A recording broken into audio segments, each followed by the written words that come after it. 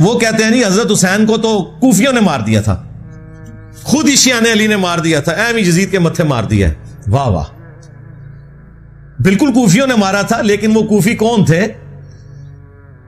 جو اہل شام کے انڈر تھے. یہاں پہ بھی جو کچھ ہوتا ہے نا, جب گورنمنٹ ایک ہو تو بات آتی ہے پنجاب پولیس نے یہ کیا. بھائی پنجاب پولیس وفاقی حکومت کے انڈر آتی ہے, اگر اچھا کام کرے گی تو وفاقی حکومت کے کھاتے میں ڈلے گا, برا کرے گی تو وفاقی حکومت کے کھاتے میں. وہاں پہ بھی کوفہ ایک صوبہ تھا شام کی حکومت کا. کوفی وہ تھے جو 22,000 کا لشکر لے کے آئے تھے کربلا میں, وہ کوفی تھے, لیکن اس گورنمنٹ کے انڈر تھے. یہ وہ کوفی نہیں تھے جنہوں نے خطوط لکھے تھے, وہ تو صحابہ اور تابعین تھے. سلمان ابن سرد جن کی حدیث ہے بخاری اور مسلم میں, نبی علیہ السلام نے 2 بندوں کو لڑتے ہوئے دیکھا اور کہا میں ایک کلمہ ایسا جانتا ہوں, یہ پڑھ لیں تو شیطان ان سے دور ہو جائے گا, ان کا غصہ ٹھنڈا ہو جائے گا. اعوذ باللہ من الشیطان الرجیم. یہ جو بخاری مسلم کی حدیث ہے اس کے راوی ہیں سلمان ابن سرد.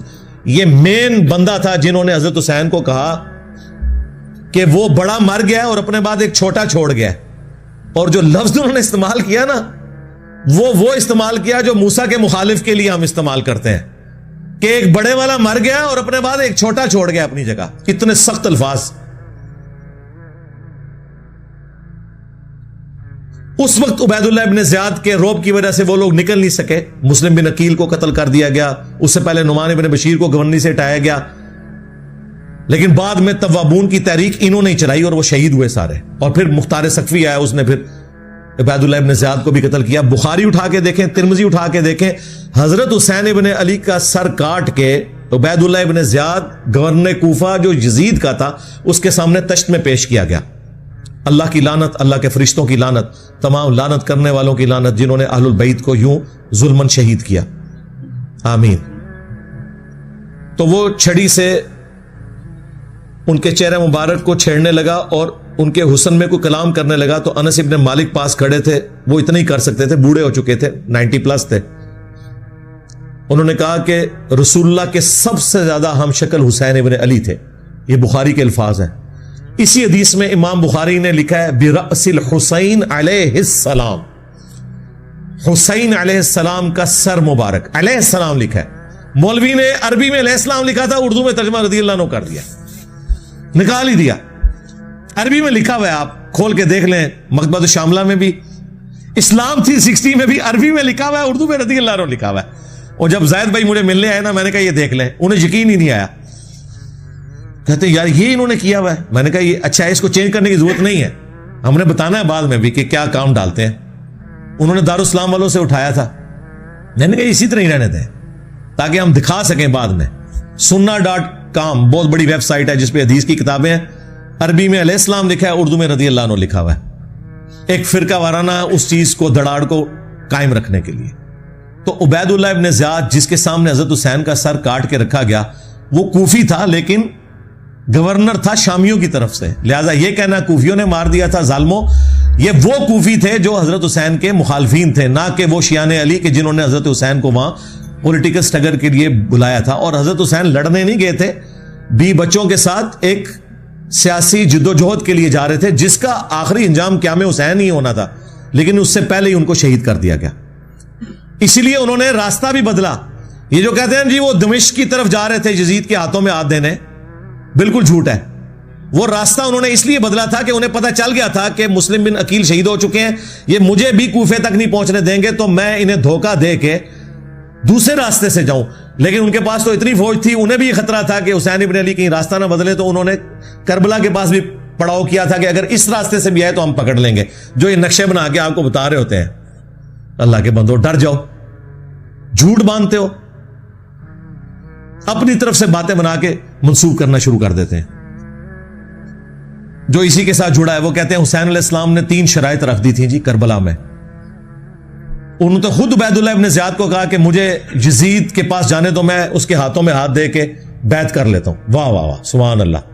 اگر یہ ہو جاتا تو عبید اللہ ابن زیاد نے لڈیاں ڈالنی تھی اور کہنا تھا یزید صاحب آپ کے ابا جی جو کام 4 سال تلوار کے زور پہ نہیں کروا سکے, دیکھیں میں نے کروا لیا ہے.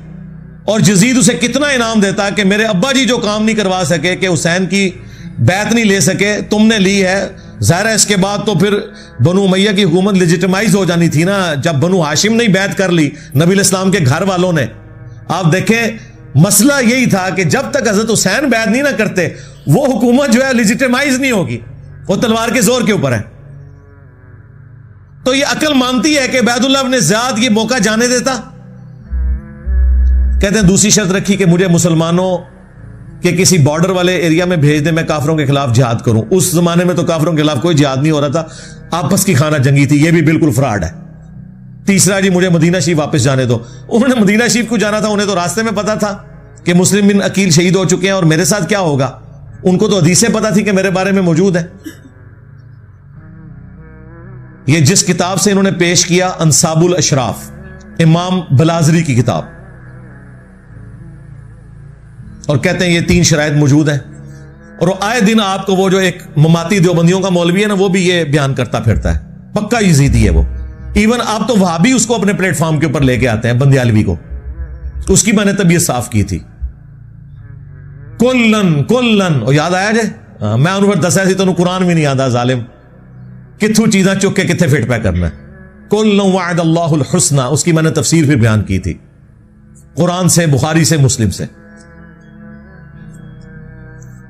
یہ اس نے ذلیل حرکت کی کہ اس نے کہا یہ 3 شرائط تھی. انصاب الاشراف جو کتاب ہے نا, اگر اس کتاب سے یہ تم نے روایتیں ماننی ہیں تو پھر اس میں تو بہت کچھ لکھا ہوا ہے جو تمہیں ہضم نہیں ہوگا. اسی لیے ہمارے استاد شیخ زبیر علی زئی صاحب نے اگرچہ فضائل صحابہ کتاب میں یہ روایت نقل کی انصاب الاشراف سے, اور لکھا کہ اس کی سند حلال بن یساف تک تو درست ہے, لیکن یہ نہیں انہوں نے کنفرم کیا کہ حلال بن یساف واقعہ کربلا میں تھا یا نہیں. اور بعد میں اس کتاب سے ہی جان چھڑا لی, حلال بن یساف بھی فارغ ہو گیا. وفات سے پہلے انہوں نے فتاوی علمیہ میں مضمون لکھا کہ امام بلازری کی کتاب ثابت نہیں ہے. لیکن یہ انہوں نے کیوں کیا وہ آپ کو میں بتاؤں گا, یہ انہوں نے نہیں بتایا. یہ جب میری ان سے ڈسکشن ہوئی تو انہوں نے کہا کہ علی بھائی اگر ہم اس کتاب کو صحیح مانیں نا تو اس میں تو باقی روایتیں موجود ہیں, ان کا کیا کریں گے. میں 3 روایتیں پیش کرنے لگا ہوں الزامی جواب کے طور پہ. یہ نہ ہو اس کو کوئی کلپ کاٹ لے, وہ گلے پھاڑنے والے مولویوں نے میرا یہ کلپ کاٹ لیا تھا کہ اگر تم نے 3 شرائط والی کتاب انصاب الاشراف کو ماننا ہے تو اس میں یہ لکھا ہوا ہے یزید کے والد کے بارے میں کہ اس کا تابوت جہنم کی آگ میں ہے. جی یہ لکھا ہوا ہے. یزید کے والد کے بارے میں لکھا ہوا ہے کہ جب تم اسے دیکھو کہ میرے ممبر پہ چڑھا اسے قتل کر دینا. اور پھر وہ مشہور روایت جس کا کوئی سرا پکڑائی نہیں دیتا تھا کہ اس روایت کا مقصد کیا ہے, وہ روایت بھی پوری اس کتاب میں لکھی ہوئی ہے. اگر اس کتاب کو صحیح ماننا ہے تو پھر آپ دیکھیں آپ کے ساتھ کیا ہوتی ہے. وہ روایت تھی مسند البزار میں مجمع الزوائد میں صحیح سند کے ساتھ کہ نبی علیہ السلام نے 3 لوگوں پہ لعنت فرمائی. آپ کے سامنے سے ایک اونٹ گزر رہا تھا, آپ نے فرمایا جو اونٹ پہ بیٹھا ہوا ہے اس پہ بھی اللہ کی لعنت, جو اونٹ کو ہانک رہا ہے اس پہ بھی اللہ کی لعنت, اور جس نے اس کی مہار پکڑی ہوئی ہے اس پہ بھی اللہ کی لعنت. یہ روایت ختم ہو جاتی ہے مسند البزار میں مجمع الزوائد میں. اب اس روایت سے کیا رزلٹ نکلے گا جب تک یہ نہ بتایا جائے کہ اس اونٹ کے اوپر وہ شراب لے کے جا رہے تھے, ایرون لے کے جا رہے تھے, چرس لے کے جا رہے تھے, لعنت کیوں ہوئی, وہ بندے کون تھے. وہ محدثین نے اپنی کتابوں میں ان بندوں کے نام نہیں بتائے. ظاہر مشکل ہو جانا تھا, سنیت کا ایک غلبہ, سنی ہمیشہ حکومت میں رہے, آپ کو پتا ہے. لیکن یہ روایت اپنی جگہ موجود ہے. اسے کہا جاتا ہے اونٹ والی حدیث کہ اونٹ پہ بیٹھے ہوئے پہ بھی لعنت, ہانکنے والے پہ بھی, مہار پکڑنے والے پہ بھی. کیوں لعنت, یہ بندے کون ہے, کوئی ذکر نہیں. انصاب الاشراف میں موجود ہے کہ وہ 3 بندے کون تھے. ان بندوں پہ اصل میں لعنت کی گئی تھی. اگر اس کتاب کو کسی نے صحیح ماننا ہے, 3 شرطوں والی کتاب, ہم تو کہتے ہیں مانو پھر اگے بھی ٹورو, فارغ ہی ہو جاؤ. انصاب الاشراف میں لکھا ہے کہ اونٹ پہ یزید کے دادا ابو بیٹھے ہوئے تھے. ہاں جی, اونٹ کی مہار یزید کے ابا جی کے ہاتھ میں تھی, اور اونٹ کو ہانکنے والا یزید کا چاچا تھا. چچا, ایک چشتی چاچو ہے نا, ایک یزید کا بھی چاچو ہے.